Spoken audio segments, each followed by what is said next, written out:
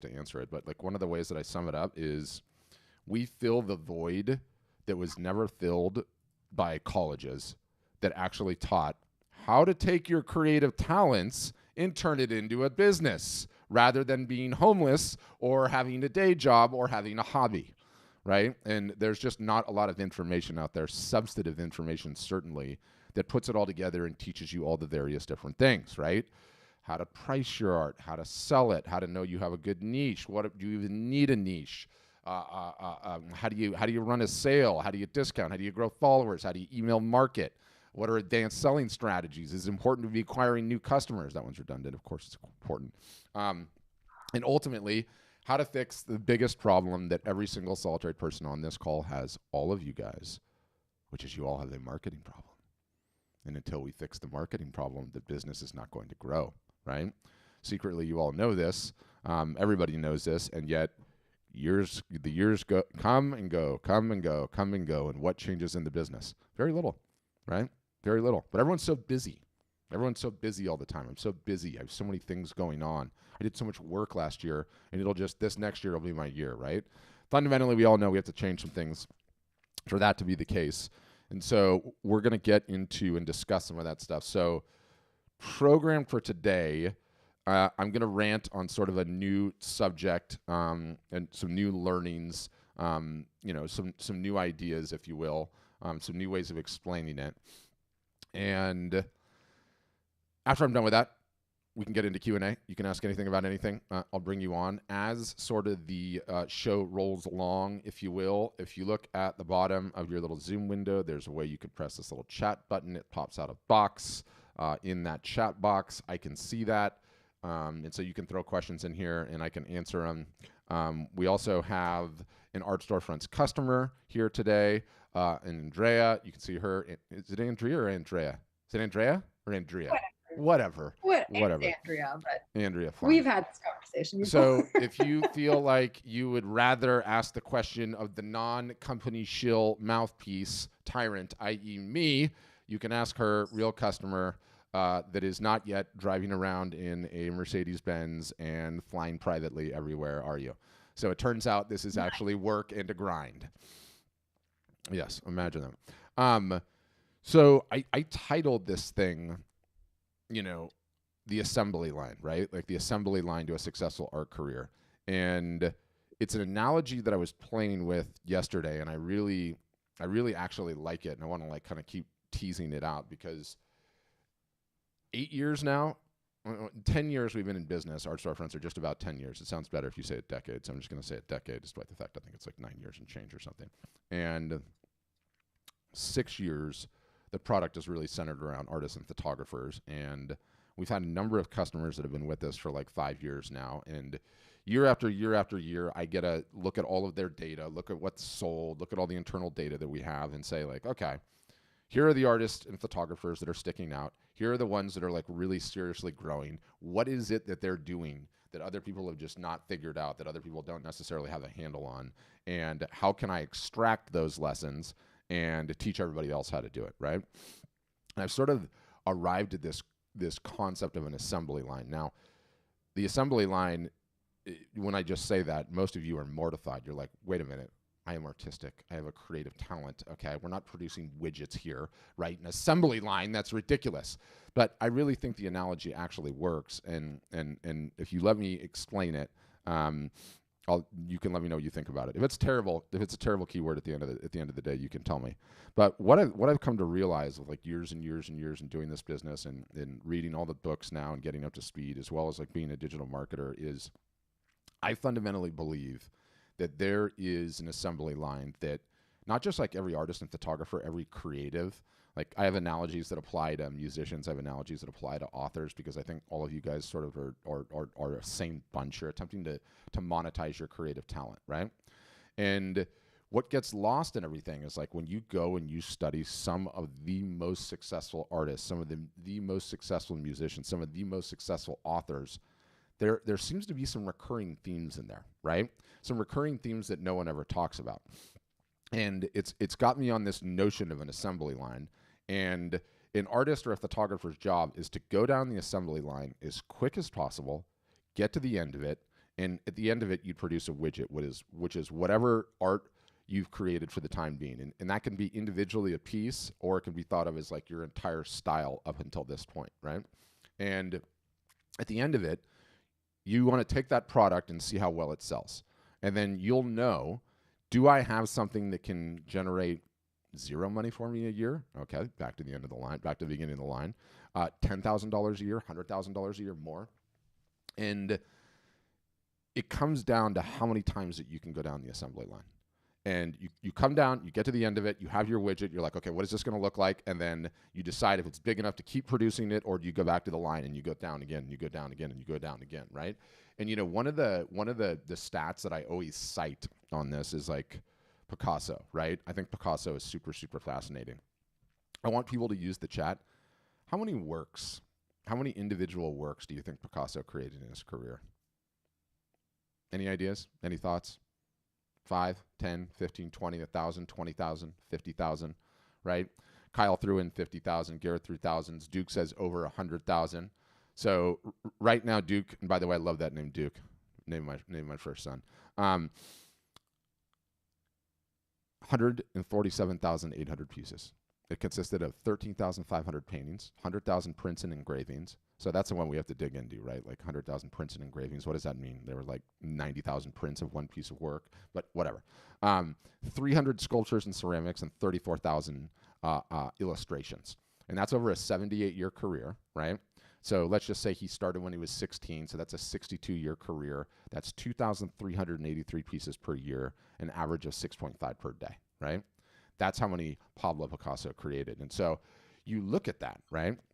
And you hear that and you're like, wow, that's staggering. I mean, that is so much work that guy created.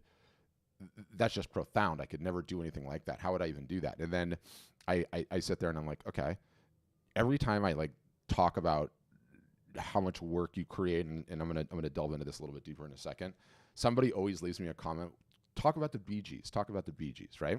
I'm 43. The Bee Gees were like a little bit before my day. They had, over their career, 15 top 10 hits and 9 number 1 hits. Guess how many songs those guys wrote? Lots. Racketfit says 1,030 songs, 1,030 songs those guys wrote. And I look at that, and let's say that they had 15 top 10 hits, 1.45%, of their songs were hits, right? And they wrote all those. No one's ever talking about all the other, no one on this call could even name more than 5 or 6 probably, right? Or if there's like a diehard on here, maybe you could name 10 songs. They wrote thousands. And one of the books I like reading, just to tie it together with my novel, with my Artist of Different Stripes. So I really like the Dune books. It's like popular right now because the Dune movie just came out and they're making the other one. And the author, this guy Frank Herbert, I was like, this guy fascinates me. So I read the biography of him, right? And his son's an author, and so whatever. I read the biography. That dude had so many dead-end jobs and various different newspaper things and short stories and everything else. He wrote 75 plus books. I read the biography and I couldn't even name another one aside from Dune. And I read it a year. I can't even remember any of the rest of them, right? And so what I realized, like the takeaway in all of this, is a couple-fold, right? Number one, artists and photographers, you guys, one of the biggest problems that I see where you don't ever get your career off the ground, you don't ever turn the thing into anything other than a hobby, is you think, I'm going to go create what inspires me, what makes me happy, what makes me tick. I'm going to go take that product to market and try and sell it. If it doesn't sell, I'm going to do one of a number of things. One, I'm going to say I should have listened to my mother. I always knew this was going to be a hobby. 2, art just doesn't sell. We're in a recession. It's a crappy market. You blame yourself. You blame the internet. You blame all those kids that have iPhones and are taking all these photos, right? And what you've never been told, what artists and photographers don't get given enough, is not only do you have the permission to fail, failing is a normal part of the process. Just because you created something and it didn't sell does not mean you're a crappy artist or you're a crappy photographer. It turns out you're Picasso, you're the Bee Gees, and you're Frank Herbert. You just haven't been at it for long enough, right? And that's where this idea of the assembly line that comes in. And the thing about the assembly line that is so damn difficult to reconcile is your job is to get on the line and start from one end of the line and get all the way to the end. And the problem is you're all solopreneurs, right? You don't have a whole bunch of people helping you and explaining to you what the assembly line looks like. And left to your own natural tendencies, you'll get on the line and then you'll get the 3 conveyor belts down and then you'll jump off of it, right? And the process is unfinished. And what do I mean by that? All just gets started when, okay, I get my business account. I know what my niche is. I get my branding in order. I get that website together, right? I'll just get started when I get 10 pieces. There's all of that. Then the line goes down a little bit more, and you come up with the question, okay, now I've got to get my art up on a website. Now I've got to do some marketing. Now I've got to get the work in front of enough eyeballs. Well, how do I know when I've gotten there? How do I know when I've gotten it in front of enough eyeballs to know whether or not I actually have a product the market wants? And you struggle with issues of pricing. Like, do you have a range of pricing, or do you just have originals? Do you have various different things? And so as the line goes down, you continue to struggle with all these various different things, right? Like, 1, creating the stuff, hard enough as it is. 2, figuring out a way to display it. 3, knowing when enough people have seen it. And then 4, getting to the end of the line and saying, okay, have I sold enough to actually have the business here, or do I need to go and try something different?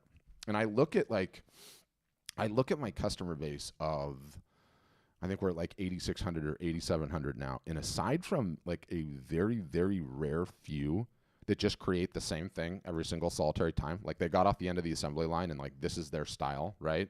And I use this example of Betty, and she's a perfect example. I'm going to pull her up here on the thing, right? Like, once you see a couple of Betty's pieces of arts, every single solitary one looks the same, right? Like, she has nailed a niche and a brand, and she does extremely well. I mean, you can see she's got, what does she have? She's got 150,000 Facebook followers, 135,000. She teaches painting, everything else. She's one of the few. It's less than 1% of my customers where everything that they create, more or less looks the same, because they've nailed a niche. So many more are on the Picasso and on the Bee Gees train, meaning you create something, and it works, it sells okay, but it's really only going to be $5,000, $6,000 worth of revenue to your business a year. You don't have to continue on that thing. You can go get back on the assembly line and go down the assembly line again. And then after that's done, you can do it again, and you can do it again, and you can do it again. And it's no different than the Bee Gees writing 1,000 songs, or Picasso doing 147,000 pieces, or Frank Herbert writing 75 books, and only one of them working, right? The literary example is a little bit of an extreme, but Pablo Picasso, when he died, okay, and Andrea's heard me say this 1,000 times, had 45,000 unsold works in his inventory. And we know this because he had a legit child, an illegit child, and no will, and so they were scrapping over it forever. And you realize that Picasso, one of the greatest artists of our time, he had 45,000 unsold works. There's a whole bunch of times that he got to the end of the assembly line, and he's like, oh, that didn't work. I'm going to go back and get on it again. I'm going to go back and get on it again, and I'm going to go back and get on it again. And so why the assembly line? Couple of reasons. One, I've been kind of geeking out on this whole assembly line concept and reading about Henry Ford and watching what Tesla's doing. And my wife works for an electric car company. We both work from home, so I have to hear about this in the conference calls all the damn time. And so it's just been in my head. And you realize the speed at which we can take an artist or a photographer down the assembly line. You've created the work. We're going to teach you how to price the work. We're going to get your work up on the website. We're going to give you this range of different items that you can sell the work on. We're going to teach you how to market it and get it in front of enough eyeballs. We're going to let you know, hey, you've now gotten enough in front of enough eyeballs. You now know whether this thing's going to sell or not. Go back to the end of the line. How do you contemplate what subject material? The faster we can continue moving you guys down that line, the faster that your business is going to map to the revenue expectations that you have, right? And all the while you're going down that line, it's not just having the proper technology. It's not just having the proper education on how to market and how to get the work in front of people and how to price it and how to run sales and how to do all that. But it's the damn emotional support. It is freaking lonely. It is a roller coaster being an entrepreneur. Andrew's laughing. I've been with my entire life. The ups, the downs, most people don't ever get the work in front of enough people. They don't ever take the marketing seriously enough. They treat their marketing like a New Year's resolution. You guys are all here. It's February. We're still in New Year's resolution mode. We're fired up. But what normally happens? You sign up for that gym membership in January, going 4 days a week. March rolls around. You haven't been once, right? It's done. And that's how most artists and photographers approach their marketing. And most artists and photographers don't even ever do enough work to actually find out whether or not they have something on their hands, right? Most quit before they even get there, right? It's like, it's like you're a farmer. You harvested all your vegetables. They look fantastic. You put them on the cart to take them down to the town square, and you didn't even make it. You didn't even make it to the town square. We don't even know if you have anything, right? And a lot of that has to do with the emotional support of it all, right? Like a little bit of it's education, a little bit of it's support when you get stuck on this tech stuff, a little bit of it's encouragement, a little bit of it is mild-mannered accountability. Why aren't you doing anything? Okay, I'm looking at your social sites. I'm looking at your emails. You haven't run a sale. You're not doing any more. And a little bit of it's harassment. And it's good-natured harassment, okay? But I scream and yell. Members of my staff do too. Because the combination of all of that is what gets you back up on that assembly line and gets you to the end of it. And, early on, the Model T revolutionized everything, right? I was watching this video recently where they show a picture of Central, Fifth Avenue in Manhattan. And it's a photo of like 900 horses and one car. 11 years later, they took the same photo, and it was 900 cars and one horse, right? And Henry Ford was so good at this assembly line concept that he literally completely replaced horses in a period of like 10 years. And this is like 1800s years, right? So if you go to today's day and age, it's like it would have been done in like a week. And early on in the assembly line process, the only color that you could get for the Model T was black. And the reason is black was the only color paint that would dry fast enough for the assembly line process to go. And then like 6 years later, they came out with some paints that designed that, red and blue and green, whatever, and then you could have any of those things. And early on, Henry Ford was like, the customer can have any color they want as long as it's black, right? Because that's the only thing that wasn't going to slow the assembly line down. And I look at that and I contemplate that analogy. And it's impossible not to take this cynically, so don't worry, I'm not going to take it personally. It doesn't matter to me. But it turns out the more successful our customers are at Art Storefronts, the less marketing we have to do, the faster the business grows, right? So we can publish all these wonderful marketing articles, and we can email you way too much. Yes, I know we have an email problem. We can talk about that. We can post all these incredible things on social and talk about all these great results. And at the end of the day, all of that, quite frankly, is bullshit. It pales in comparison to a bunch of our customers going, you have no idea how hard I'm kicking ass in my business right now. And then they go and tell all their friends, and then their friends and come and sign up. I'm bringing that up to say we have a vested interest as a business at Art Storefronts to make our customers as successful as possible. So that's where we get back to the assembly line. I realize our goal is to get as many of you as possible onto the damn assembly line and to the end of it for the first time in your life.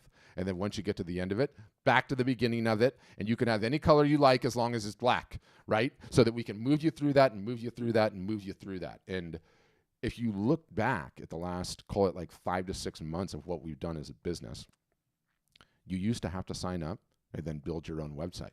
Turns out you guys are not web programmers. You don't want to be web programmers. You don't want to talk HTML, GoDaddy, CSS, website design for dummies 101, searching forums for figuring out how to do it. Waste of your time. All it's doing is taking you off the assembly line. So it's like, okay, guess what?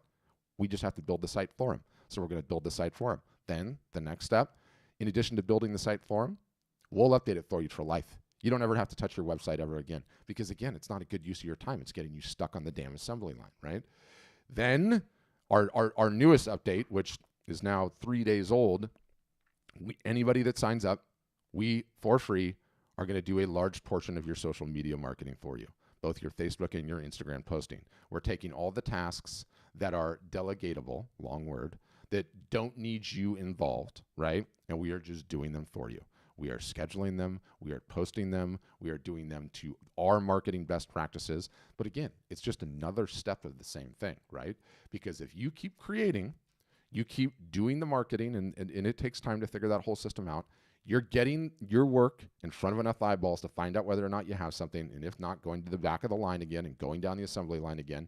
Ultimately, that is going to determine how quickly your business goes from where it is now and turns into an even bigger and bigger and bigger business. So that's the process that we're on as a business at Art Storefronts. And essentially, I realize all we do, the entire staff is just sitting on the side of this line, keeping you on it and trying to get you move quicker down it. Keeping you on it, trying to get you move quicker down it. And when I talk about no one ever taught this stuff, like, I mean, where the hell was Picasso's biographer? Because he could have had the single solitary best art marketing class that anyone ever had. And he would have said, here's how many I produced. And he would have said things, and there's this one book. Like, this is exactly what I'm talking about. Like, you get deeper and deeper into the weeds. And hold on, I got to get my screen share up. You get deeper and deeper into the weeds in this, and you're like, why, everybody learns about all the masters, and you learn Sunday afternoon on the island of Gran Jate and pointillism and Monet and Manet and art history and all the rest of it. Or maybe you study photographer and you learn about, Lewis Hines' amazing photographs and Dorothea Lange and who's the guy that's the F-64 guy, the Yosemite guy, I forget his name, Ansel Adams, and that incredible truth. Where the hell was how those guys made a living? And how they actually created a business, right? So they didn't have to have a day job. And anyway, going back to the Picasso thing, and I'm getting my screen share going here. It's just going to take me a second. Like, I realize it's there. It's hiding in plain sight, but no one ever talked about it, right?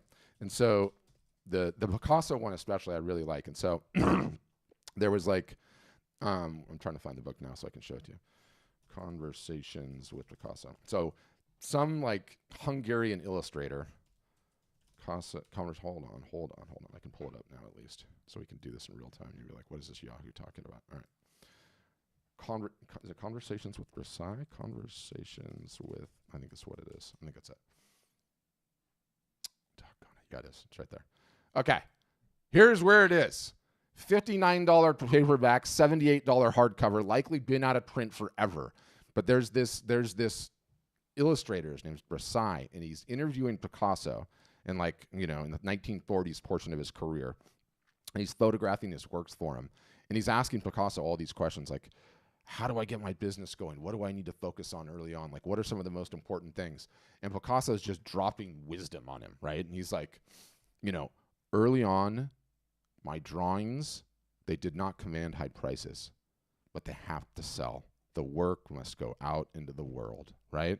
And these are one of the quotes that he's giving to Versailles in this book. And I'm like, so if this guy would have just put a damn class together or put an art institute together, a whole bunch of artists would have been like, okay, I get it, it's an assembly line. The faster I go down the assembly line, the better it is. And oh, by the way, I'm supposed to fail miserably all the time. Okay, all the time. Not only is it normal, it's an important part of the learning process. It's actually the only way I'm actually going to figure this damn thing out and not have a hobby and have a business. But no one on here is producing 6.5 works a day. Okay, and no one on here is getting those in front of a whole bunch of different people, right? And no one on here even thought that, wait a minute, I can create a bunch of things, go try and sell them, and if I fail flat on my face, it will work out, right? It will work out. And the answer is yes. Yes, it will. You have the freedom to do it, right? And, even Andrea on here, who's got a defined style in the photographs she loves. And what is she doing? She's trying new styles right now. She's trying new styles to figure out something that's going to potentially pay better than what she has already. And that's really the ballgame.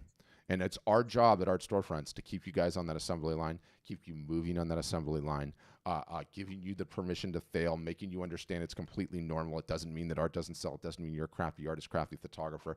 It just means you haven't found a subject matter material yet that's a home run. It just means you're on song number 165 of the Bee Gees writing songs, and look, the 2 or 3 down the line might be the first #1 hit, right? And so that's the ballgame. And that's what we talk about here. And having heard all that, does the assembly line work, or are you guys still like, what the hell is this guy talking about assembly line? Like, that is just ridiculous. So I don't know where you guys fall down on the assembly line thing, but that's how it works in my mind. And I think, you don't need to take it cynically, right? Like, in the sense that I believe it is 100% the path to becoming a successful artist or photographer. If my kid, who actually is into art, and let me tell you, he's 7 years old. My walls look like it's into art. We have a problem. Okay, I need to get my entire house repainted. I don't. All that's going to do is make me angry. But if he sticks with it, instead of drawing on my walls, he actually tries to do it. I'll be like, "How many times did you fail, son? How many times did you fail?" And if I can just encourage him to keep fighting and pushing through and not worrying about the failing and at least getting the work to market to find out whether or not you have something, then he'll be on the path, and I know he'll be wildly successful, because that's all it comes down to. That's all it comes down to. And I'll tell you also, too, which is really an enjoyable thing, nobody can pick the winning horse. No one can.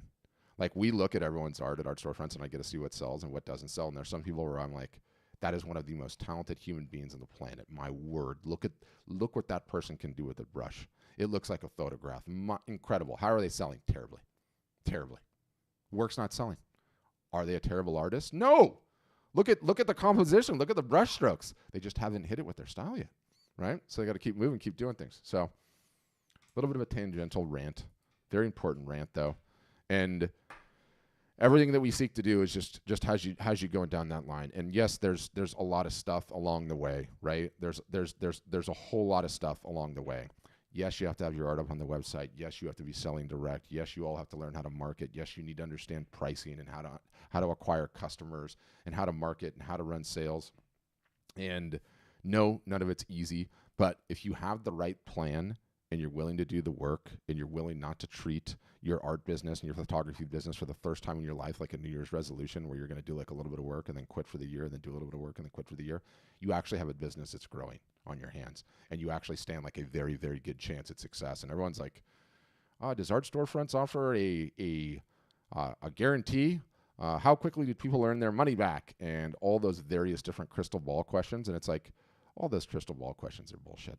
If anyone is out there giving you any type of guarantee or telling you you're going to make X or it's going to happen, or here's the 37-step plan to killer Facebook ads that's going to unlock your niche and make money rain from the sky, it's all bullshit, okay? All we can do is just say, here's the process to work. If you stay at it and work at it, your business will start growing. You will start learning what style that you create that the market really does want, and that's how you find a home run, right? Like, what was Picasso's niche? Can anyone tell me what Picasso's niche was? Does anyone have any idea? You can't. None of you can. Yeah, okay, fine. Cubism, that was one portion of about 1 million other different things that he did, right? Because he understood it. And I'm convinced that, like, some artists are just blessed to be biologically, nature, nurture, however they figured it out, and they knew that was the path. And we have a couple of those customers that are like, they're on that path too. They just somehow they're wired that way, right? And that's a really difficult thing to do because there's a lot of rejection and a lot of failure, and you keep trying and trying and trying, and until you're given the permission, until you're supported in that journey, you're never going to get on the path where you just realize it's like a normal thing. It's a normal thing. It's a normal thing. And I realized, like, I had a buddy whose first job out of college was like the worst sales job you could possibly have as a sales job, where you're doing like 250 dials a day. And I can't remember what it is that he was selling, but whatever it was, like every single solitary person that picked up that phone was like angry their day was being interrupted and did not want to buy whatever crap he was hawking. And so for like a year and a half, he had this job, just the 250 dials a day, 250 dials a day, 250 dials a day. And he fought through it, ended up getting another job. He's gone on to be really successful. But the part of the story I'm telling is, like, when we were single, this was the single solitary best human being to have out at the bars and out at the clubs, because we were all terrified to go and talk to women. And this guy had been through so many denials on the phone that he was just not worried about it.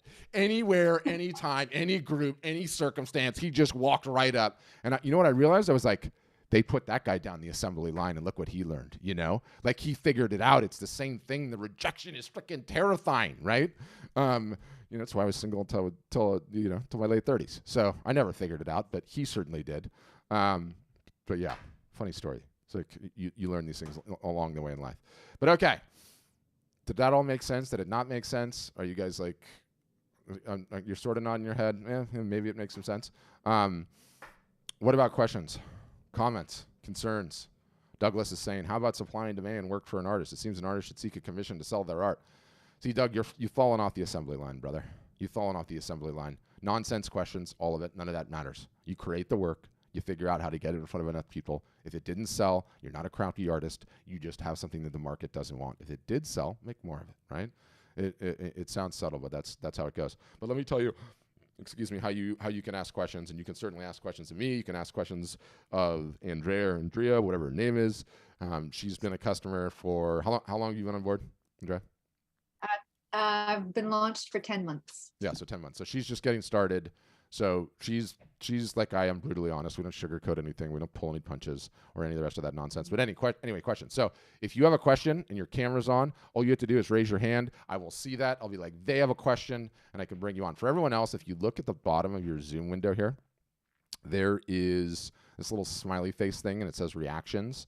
If you click that, I can't show it on my screen, but if you click this thing, it gives you a way to raise your hand digitally speaking, and that lets me know that you have a question, and I can unmute you and bring you on. If you want to turn your camera on for the question, great. If you want to stay on audio, that's totally okay too, right? Doesn't matter to me in the slightest. I hate being on video. And then if you're one of the ones that's watching on Facebook or YouTube or Twitter, I see your comments too, and I can get into this. Okay, so what are you saying? So all right, so Kyle, with you, I'm gonna unmute you, Kyle, because you're the first one.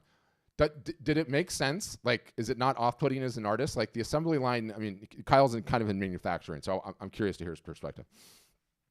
You got to unmute, Kyle. You got to unmute. Oh no, you're unmuted. You're unmuted, but I saw you talking. There's like a little up arrow that's right to the right of the microphone icon. It's this tiny thing. Click that. I think you probably have the wrong mic. See if you can switch.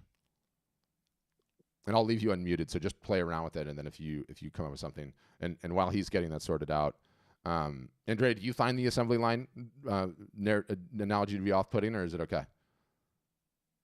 No, I like it because it gives you options. If what you're doing isn't working, I've always just gotten stuck and being like, I don't know what to do next. And you guys give me options to grow, and I'm just about to release my first niche pivot, and it was so much fun to do something new and be creative in a different way. I love it. It works great for me. It totally does. And like, just to expand on it for a second, like one of the things that I recommend, that we recommend to our customers, and I'm going to be doing even more of this year, is twofold. One, every artist, every photographer should have a button on their website for commissions, and then have a page, whether you have any intention of ever taking commissions at all. Because what commissions represent is, oh, hey, artist, I've looked at everything you have. I like the style, but none of it's for me. So what I'm going to go ahead and do is fill out this little commissions button on your website whilst holding my credit card above my head, because that's what essentially I'm doing. I like your style. Here is my money. Take it. Create this thing, right? And so even the commissions thing, whether you ever want to take them or not, is just people saying, hey, here's a really good creative idea that you could potentially use as a new style, right? And then so too, doing in-person fairs and shows. And if I was a very young artist, I would recommend doing as many as you can a year for like 10 or 15 years. Not kidding, because they are so fantastic at helping you generate leads and have actual conversations and learn. But if you're over it and you're older and you're like, I'm tired of being on my feet, and I know they're a pain in the butt to do, like you do 3 or 4 of those a year. And if we train you how to get the most out of them by asking the right questions, they can fundamentally be game changers too, because you're able to ask like, hey, if none of these pieces are interested in you, what are you interested in? What art have you bought recently? Like there's all these things you can do. But anyway, tangent. Kyle, did you get it sorted, or you think you got mic issues? 1, 2, 3, 4. Yo, yeah, we're on. Okay. All right. So I am not the artist. Mm-hmm. My brother is the artist. I'm more of the salesperson. Mm-hmm.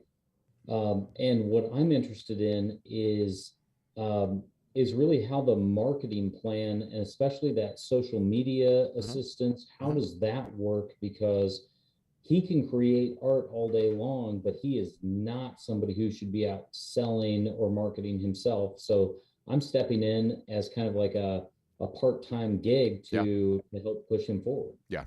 And it's so important, right? And he's so lucky to have you, because your brother is essentially every single solitaire person on this call. Like, they don't like selling, they don't like marketing, they don't like computers, they don't want to learn any of the above. They'll never do it consistently. They're hit with pangs of self-doubt. Like, how do I sell? How do I negotiate? Like, how do I, like, all of that is so totally normal. So I can deal with the rejection, I can deal with the no's, but it's the assistance with the marketing plan that and social media that I'm really interested in. Yeah. So we're essentially like, we're more a college that teaches postgraduate business and marketing for art and photography than we are just a website company. Like that's why we are a college. And so why do I use college as an analogy? There's textbooks with here's how you do the various different things that you can read on your own. There's classes. There's breakout classes. There are one-on-one sessions. There are community help. And then there's a calendar that tells you what to do 365 days a year. And one of the beautiful things, like at least it pertains to the social media updates that we do, which by the way, let me just come out and say, that does not mean you guys are off the hook on your damn marketing, okay? There is a ton of stuff you still have to do. We're just saying there are a number of different things in there that we know we can do for you, right?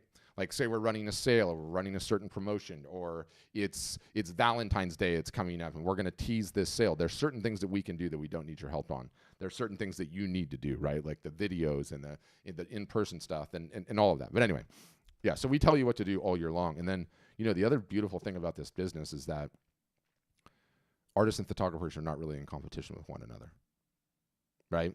Like we could have 15 people in the exact same market and run their marketing and all to the same parameters and it will totally work because they're not in competition with one another. Like the majority of the time, like certain people are interested in a certain type of art and they get bonded to a certain type of artist and they'll never get bonded to the other one ever, right? It's like kind of like what your favorite beer is or like what your favorite mattress is. Like no one's ever the same. So anyway, side tangent. So yes, we teach all of that all year long. You would need to learn it all, right? And start doing it and then have your brother help and contribute. But yeah, you would get up to speed on all of that like lickety split quick. How does the calendar, can you give me just even a brief synopsis of like what's a day or 2 days look like? There's stuff in there every single solitary day and what you should be doing. Okay. And it's sort of broken up to like beginner, intermediate, and advanced. Like pretty much everyone that signs up says right away like, oh my God, you want me to do all that? That is overwhelming. I feel like I'm drinking from a fire hose. So we've broken it up to simple, you know, beginner, medium, and advanced, right? And then once you get up to advanced, like you're pumping it the whole time. And, you know, a lot of what we teach is sort of advanced omni-channel marketing. Omni-channel marketing sort of refers to hitting all the channels at the same time, right? So within saying like make an Instagram post, like no one has any idea how complicated that can actually be, right? Like do an Instagram live. After the Instagram live is done, say the thumbnail to it and then turn it into an Instagram reel feed post. Then embed that thing in the story. Then do a Facebook carousel and you're going to send 2 emails today, one on Friday. Like, so there's a lot of that where it's hitting at all channels and that's okay. You don't have to be like the master of it. And in the beginning, totally sucks. Have to learn a bunch of stuff you've never done before in your life and why it all matters and how it all connects. But what you end up finding is after you like push through and you start figuring it out, you look back in a month and you're like, whoa, I did all of that myself and it wasn't even that much work because it starts to click and you understand it. So it's a cool process. It's rad. This is great. I'm excited about this. Thank you, Patrick. Yeah. And are you in manufacturing out of curiosity? Am I in manufacturing? Yeah. No. Yeah, but you just like we were in software. My brother was the COO and I was the CEO. Mm-hmm. And so I'm Mr. Outside, he's Mr. Inside. So yeah. The whole thing about pushing product through, yeah, we get that. Yeah. Yeah. And I know like, you know, a lot of artists and like a lot of younger artists especially are like, you know, they get very touchy-feely about some of those things and then it's like, but then when you break it down to like, wait a minute, all the people that you love and support and follow all figured this out. They might call it something differently, but that is the track that they're on, and they just know instinctively that's what it takes to win and like get the job done. So yeah, not my brother. My brother has no feelings. We can trash his work, and he's good to go. So, yeah, love it. He's lucky to have you though. He's lucky to have you. Yeah. Thanks man. Yeah. All right, Latasha, you're up next. I'm gonna unmute you. Go ahead. Can you hear me? I sure can. Awesome. So good evening, everybody. My quick question, or I understand the assembly line, makes total sense. Love the concept. What is the cost associated for the service? Yes, 100%. We're really expensive, massively expensive. The way that we you should think about it is there's a one-time tuition fee to pay to get into the university, and then there's no graduates because the learning never stops. It just goes on and on and on and on and on. And then we charge a monthly fee like every website company does. the best thing to do is get a demo. I routinely say there's like a couple of different plans and a couple of different pricing. I think the tuition fee now is up to like, Andrea, you probably know what the updated pricing is better than I do. Do you? Yeah, I think bronze is about 1,700 and gold is 30,000 something. Yep.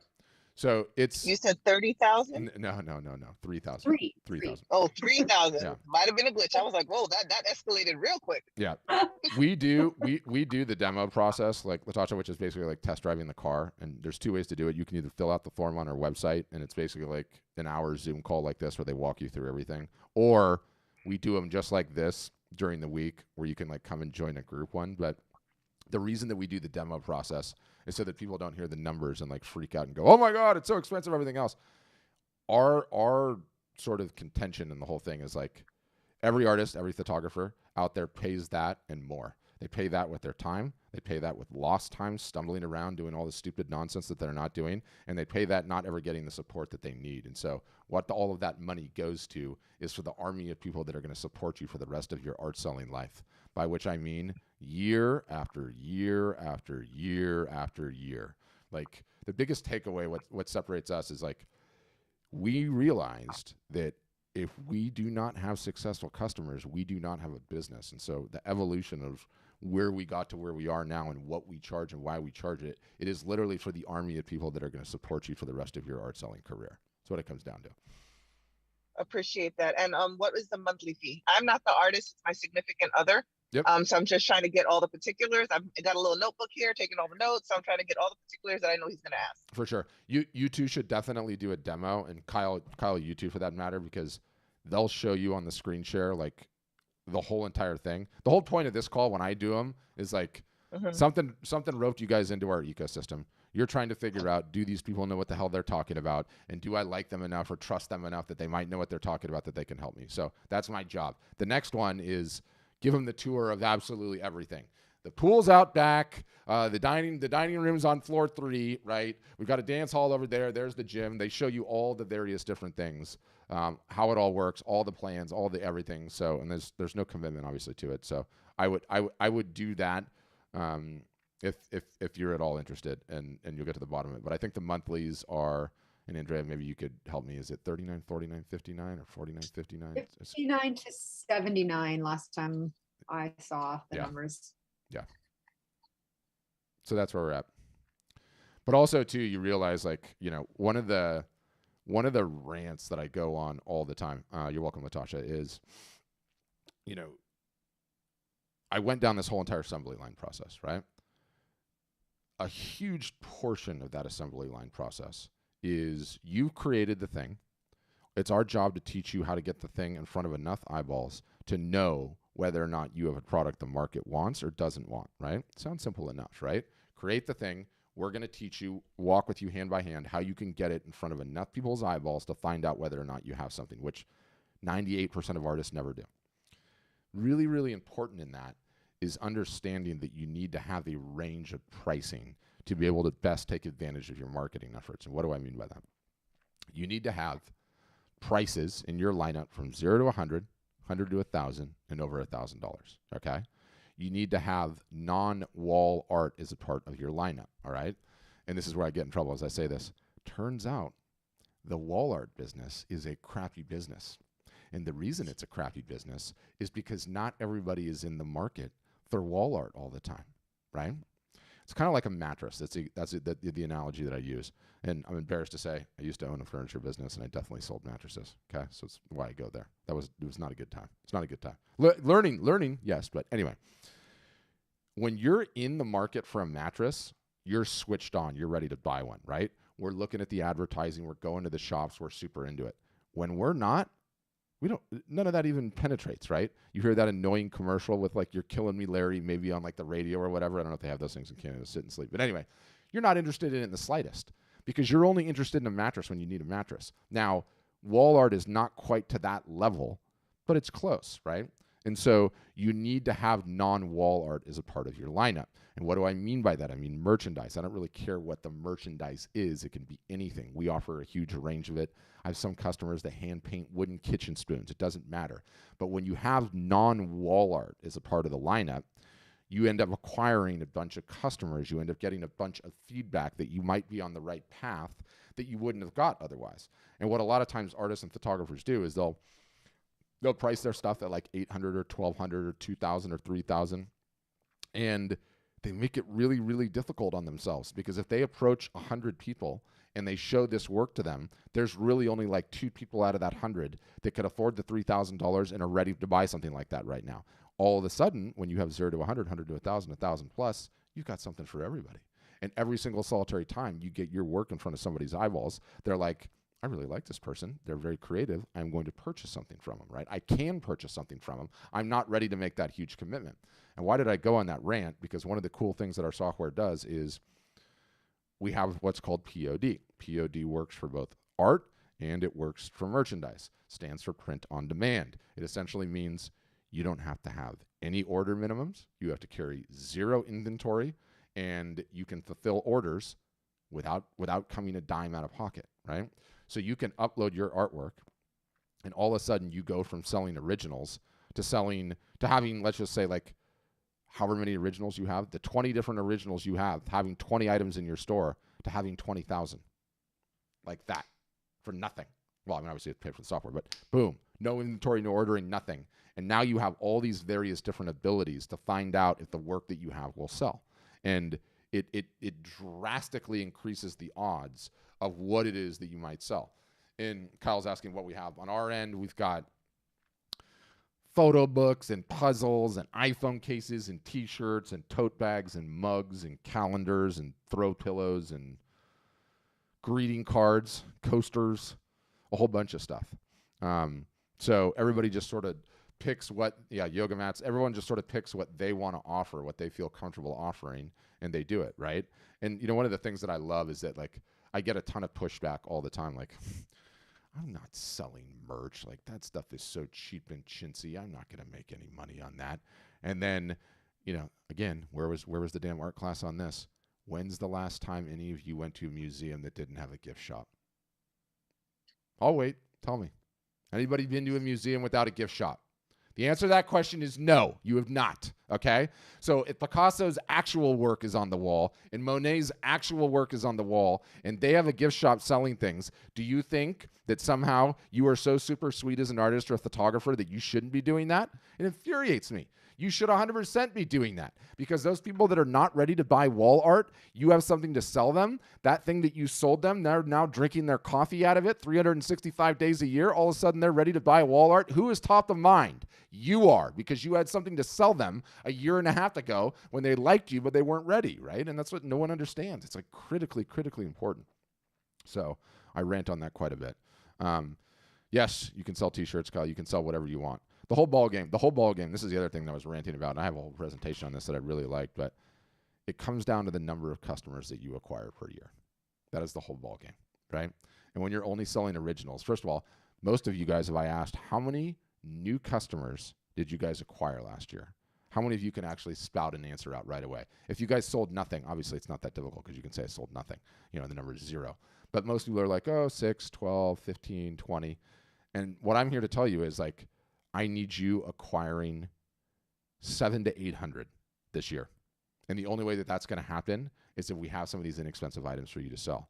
Because as it turns out, the easiest customer to get is the one that you already have. It's repeat business to come back and buy again.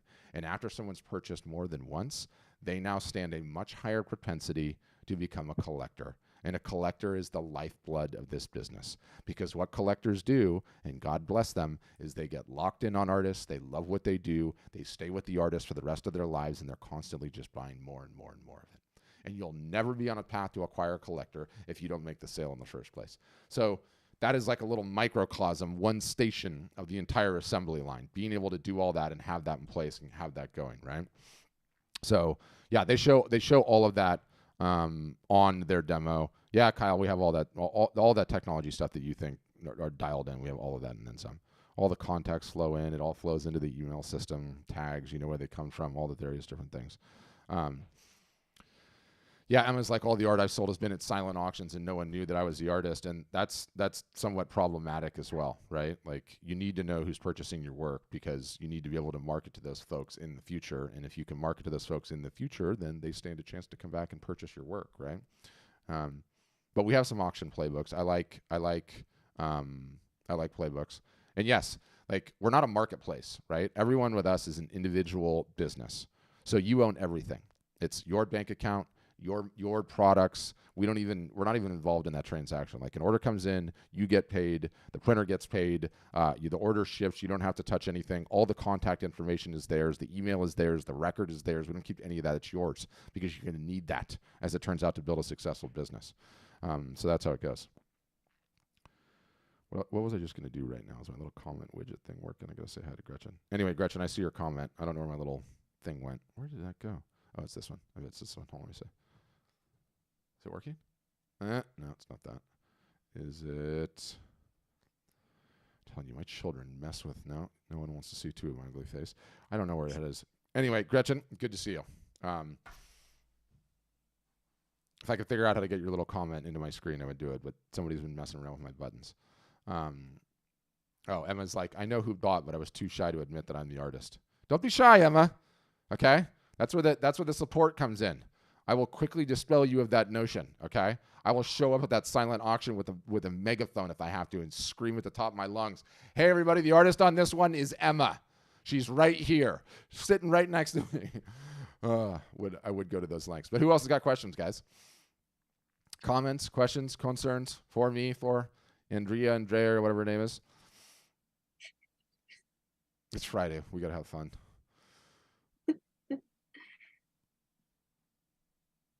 Yep, you're welcome, Emma. Emma's like, oh my gosh, this guy's literally going to show up at the silent auction and scream and yell. If you were in my town, Emma, I would be my pleasure. If it's like a short drive or if there's something cool going on that weekend, I'm on it. I'm on it. Doggone it, Gretchen, I cannot pull this in. No, that's definitely not it. That's kind of a cool little look. I didn't even know I had that. How do I get out of that now? Ooh, look at my fancy things that I have going on. Okay, who else, guys? Questions? Don't be shy. You can throw them into the chat. You can raise a hand. I kind of want Rakethet to ask a question just to know whether or not I pronounced her name correctly and to find out where that unusual name has come from. What wonderful corner of the globe. Do you think it's... Oh, see, there we go. There we go. Now, first of all, Andrea, I can't even get your name right. What do you think it is? Do you think it's Rakethet? No. Oh, I don't. Rockefeet? Okay, Yeah, I'm way off. Are you? Yeah, are you Icelandic? I mean, where is that coming from? It's Rakefet. Rakefet. And it's Israeli. Oh, it's Israeli. Wow. Yes. Wow. Amazing. Amazing. Well, welcome. Yeah. Thank you. I wanted to ask if I want to do products and paintings, but I want to add other services. Yes. Than just selling paintings. Yes. Love this. Like teaching, videos. Yes. All kinds of even spiritual stuff because I want to do mandalas and I want to create also spiritual side of it. Yep. So how does it go together? It goes together very easily. All you do is you put a picture up, put a description, and you throw it right in your store like anything else. That's it. That's it. Okay. Are you going to teach me if I need to add something much more complicated for this kind of stuff? Yeah, it's not even complicated. It's easy. And to be honest with you, we have like... For me, it is. I'm an artist. Yes, you have fair point. Fair point. Yes, no, we will do all of it for you. But the reason it's easy is like we have such a varied customer base. Like every artist in every niche imaginable, all over this country, other countries, everything in between. We've got people selling tours. We've got people selling painting classes. We've got people selling painting classes to seniors. We've got people selling marketing classes and books and all kinds of things. So you could throw whatever you want in the store and sell it all day long. Okay. Yeah. Thank you. Yeah, my pleasure. And that's totally the first time I've heard that name, and I had no idea it was Israeli. I gotta study up on my Hebrew. I should have known. I should have known. There were some things in there.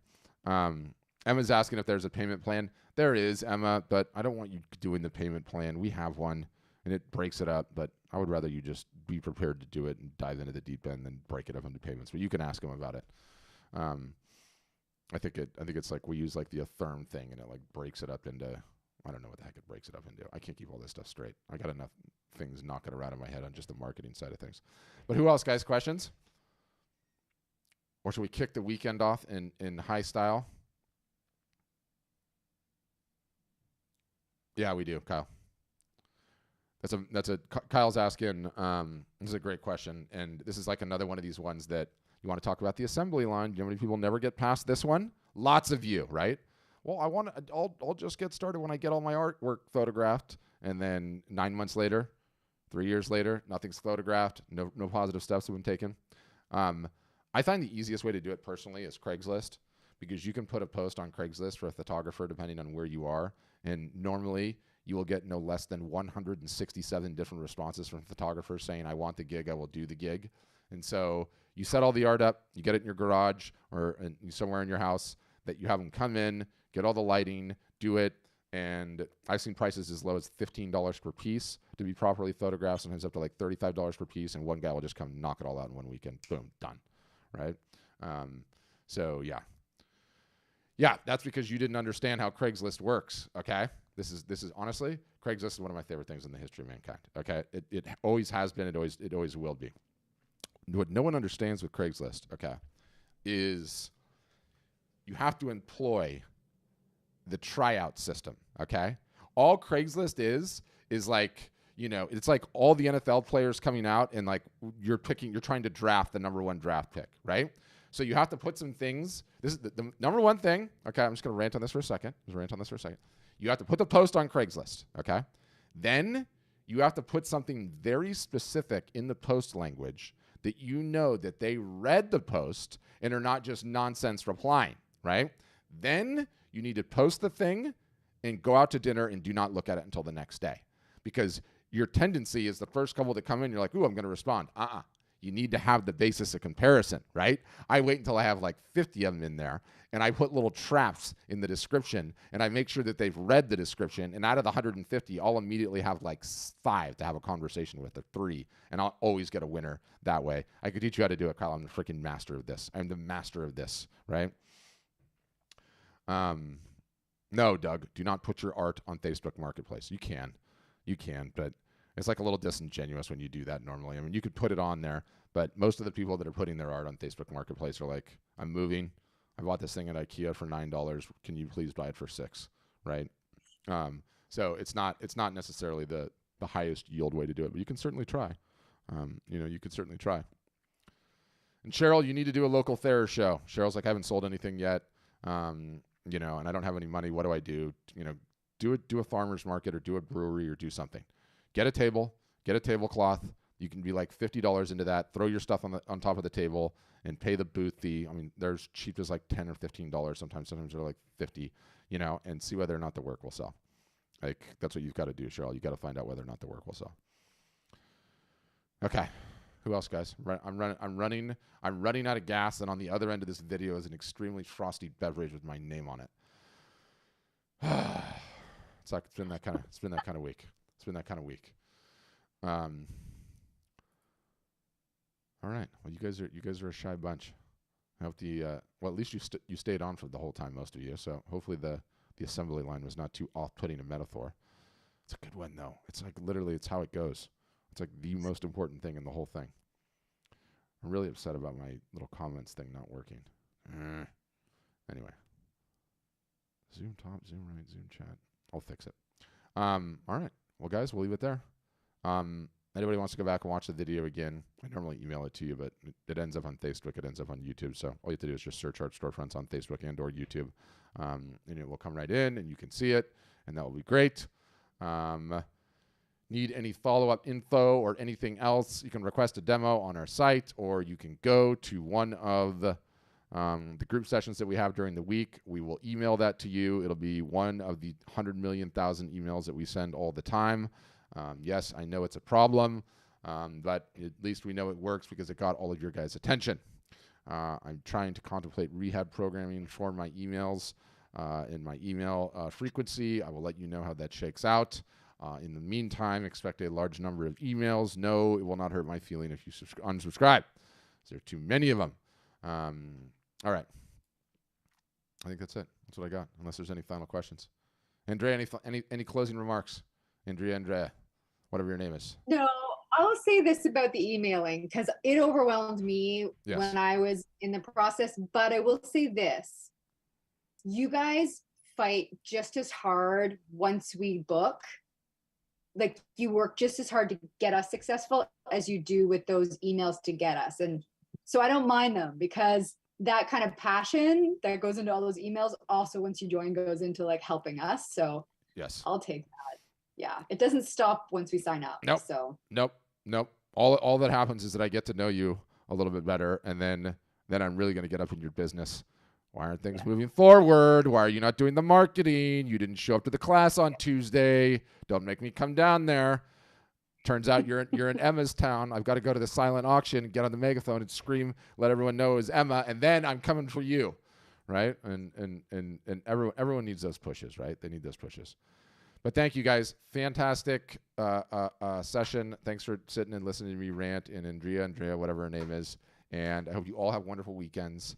And yeah, that's it. Hope to see you on the inside or on a demo or on a future one of these or whatever you like. All right, guys. Thank you.